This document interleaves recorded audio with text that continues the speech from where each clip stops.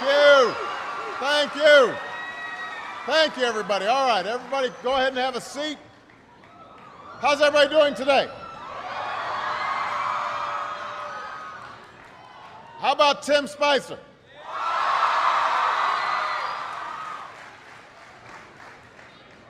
I am here with students at Wakefield High School in Arlington, Virginia, and we've got students tuning in from all across America, from kindergarten through 12th grade.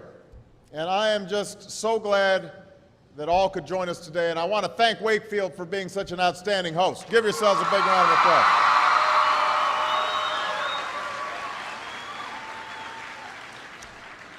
Now, I know that for many of you, today is the first day of school. And for those of you in kindergarten or starting middle or high school, it's your first day in a new school, so it's understandable if you're a little nervous. I imagine there's some seniors out there who are feeling pretty good right now, with just one more year to go. And no matter what grade you're in, some of you are probably wishing it were still summer, and you could have stayed in bed just a little bit longer this morning. I know that feeling. When I was young, my family lived overseas. I lived in Indonesia for a few years. And my mother, she didn't have the money to send me where all the American kids went to school. But she thought it was important for me to keep up with an American education. So she decided to teach me extra lessons herself, Monday through Friday. But because she had to go to work, the only time she could do it was at 4:30 in the morning. Now, as you might imagine, I wasn't too happy about getting up that early. And a lot of times I'd fall asleep right there at the kitchen table. But whenever I'd complain, my mother would just give me one of those looks and she'd say, "This is no picnic for me either, Buster." So I know that some of you are still adjusting to being back at school, but I'm here today because I have something important to discuss with you. I'm here because I want to talk with you about your education and what's expected of all of you in this new school year. Now, I've given a lot of speeches about education, and I've talked about responsibility a lot. I've talked about teachers' responsibility for inspiring students and pushing you to learn. I've talked about your parents' responsibility for making sure you stay on track and you get your homework done and don't spend every waking hour in front of the TV or with the Xbox. I've talked a lot about your government's responsibility for setting high standards and supporting teachers and principals and turning around schools that aren't working, where students aren't getting the opportunities that they deserve. But at the end of the day, we can have the most dedicated teachers, the most supportive parents, the best schools in the world, and none of it will make a difference. None of it will matter unless all of you fulfill your responsibilities. Unless you show up to those schools, unless you pay attention to those teachers, unless you listen to your parents and grandparents and other adults and put in the hard work it takes to succeed. And that's what I want to focus on today, the responsibility each of you has for your education. I want to start with the responsibility you have to yourself. Every single one of you has something that you're good at. Every single one of you has something to offer. And you have a responsibility to yourself to discover what that is. That's the opportunity an education can provide. Maybe you could be a great writer, maybe even good enough to write a book or articles in a newspaper, but you might not know it until you write that English paper, that English class paper that's assigned to you. Maybe you could be an innovator or an inventor, maybe even good enough to come up with the next iPhone or the new medicine or vaccine, but you might not know it until you do your project for your science class. Maybe you could be a mayor or a senator or a Supreme Court justice, but you might not know that until you join student government or the debate team. And no matter what you want to do with your life, I guarantee that you'll need an education to do it. You want to be a doctor or a teacher or a police officer? You want to be a nurse or an architect, a lawyer or a member of our military? you're going to need a good education for every single one of those careers. You cannot drop out of school and just drop into a good job. You've got to train for it and work for it and learn for it. And this isn't just important for your own life and your own future. What you make of your education will decide nothing less than the future of this country. The future of America depends on you. What you're learning in school today will determine whether we as a nation can meet our greatest challenges in the future. You'll need the knowledge and problem-solving skills you learn in science and math to cure diseases like cancer and AIDS, and to develop new energy technologies and protect our environment. You'll need the insights and critical thinking skills you gain in history and social studies to fight poverty and homelessness, crime and discrimination, and make our nation more fair and more free. You'll need the creativity and ingenuity you develop in all your classes to build new companies that will create new jobs and boost our economy. We need every single one of you to develop your talents and your skills and your intellect so you can help us old folks solve our most difficult problems. If you don't do that, if you quit on school, you're not just quitting on yourself, you're quitting on your country. Now, I know it's not always easy to do well in school. I know a lot of you have challenges in your lives right now that can make it hard to focus on your schoolwork. I get it. I know what it's like. My father left my family when I was 2 years old, and I was raised by a single mom who had to work and who struggled at times to pay the bills and wasn't always able to give us the things that other kids had. There were times when I missed having a father in my life.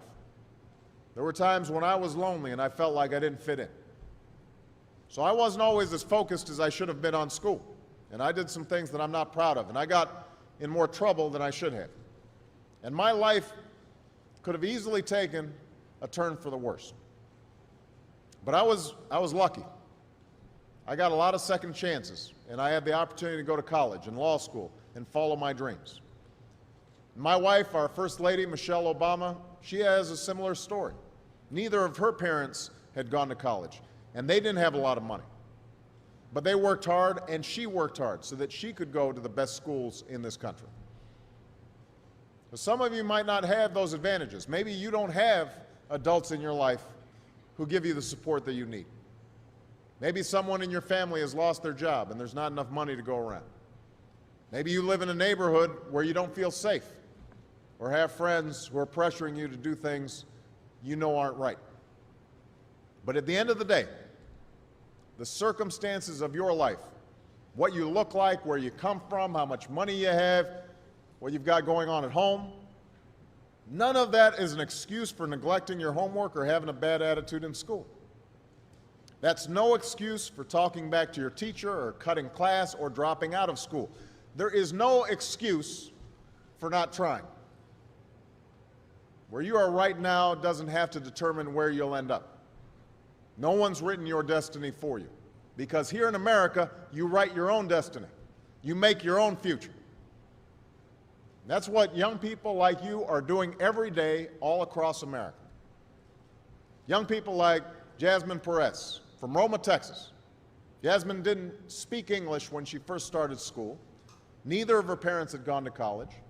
But she worked hard, earned good grades, and got a scholarship to Brown University, as now in graduate school studying public health, on her way to becoming Dr. Jasmine Perez. I'm thinking about Andoni Schultz from Los Altos, California, who's fought brain cancer since he was 3. He's had to endure all sorts of treatments and surgeries, one of which affected his memory, so it took him much longer, hundreds of extra hours, to do his schoolwork. But he never fell behind. He's headed to college this fall. And then there's Chantel Steve from my hometown of Chicago, Illinois. Even when bouncing from foster home to foster home in the toughest neighborhoods in the city, she managed to get a job at a local health care center, start a program to keep young people out of gangs, and she's on track to graduate high school with honors and go on to college. And Jasmine, Andoni, and Chantel aren't any different from any of you. They face challenges in their lives just like you do. In some cases, they've got it a lot worse off than many of you. But they refuse to give up. They chose to take responsibility for their lives, for their education, and set goals for themselves. And I expect all of you to do the same. That's why today I'm calling on each of you to set your own goals for your education and do everything you can to meet them. Your goal can be something as simple as doing all your homework, paying attention in class, or spending some time each day reading a book. Maybe you'll decide to get involved in an extracurricular activity or volunteer in your community. Maybe you'll decide to stand up for kids who are being teased or bullied because of who they are or how they look.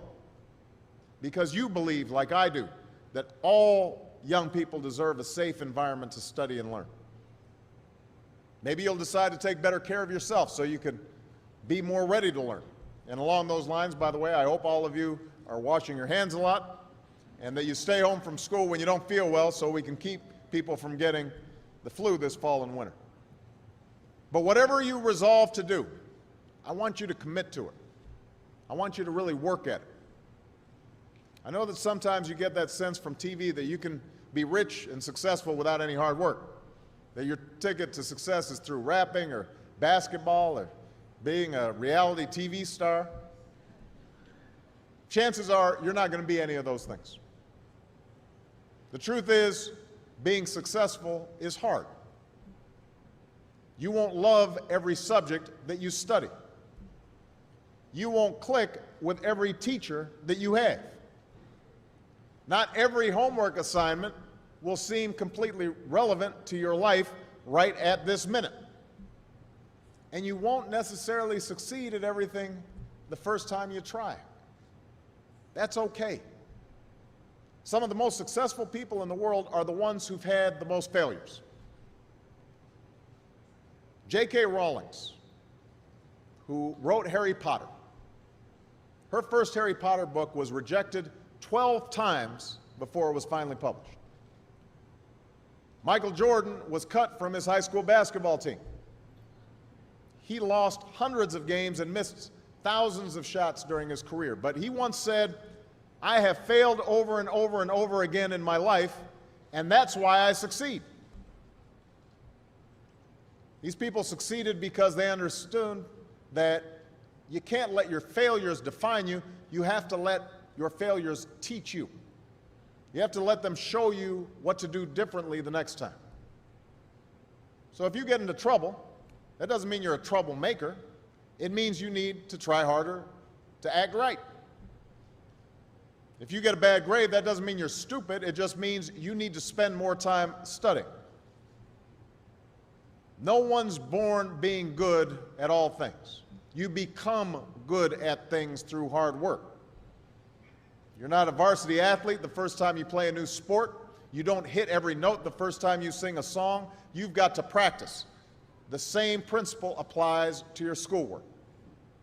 You might have to do a math problem a few times before you get it right. You might have to read something a few times before you understand it. You definitely have to do a few drafts of a paper before it's good enough to hand in. Don't be afraid to ask questions. Don't be afraid to ask for help when you need it. I do that every day. Asking for help isn't a sign of weakness, it's a sign of strength, because it shows you have the courage to admit when you don't know something, and that then allows you to learn something new. So find an adult that you trust, a parent, a grandparent, or a teacher, a coach, or a counselor, and ask them to help you stay on track to meet your goals. And even when you're struggling, even when you're discouraged, and you feel like other people have given up on you, don't ever give up on yourself. Because when you give up on yourself, you give up on your country. The story of America isn't about people who quit when things got tough. It's about people who kept going, who tried harder, who loved their country too much to do anything less than their best. It's the story of students who sat where you sit 250 years ago and went on to wage a revolution, and they founded this nation. Young people. Students who sat where you sit 75 years ago, who overcame a depression and won a world war, who fought for civil rights and put a man on the moon. Students who sat where you sit 20 years ago, who founded Google and Twitter and Facebook and changed the way we communicate with each other. So today, I want to ask all of you, what's your contribution going to be? What problems are you going to solve? What discoveries will you make? What will a president who comes here in 20 or 50 or 100 years say about what all of you did for this country? You know, your families, your teachers, and I are doing everything we can to make sure you have the education you need to answer these questions. I'm working hard to fix up your classrooms and get you the books and the equipment and the computers you need to learn. But you've got to do your part too. So I expect all of you to get serious this year. I expect you to put your best effort into everything you do. I expect great things from each of you.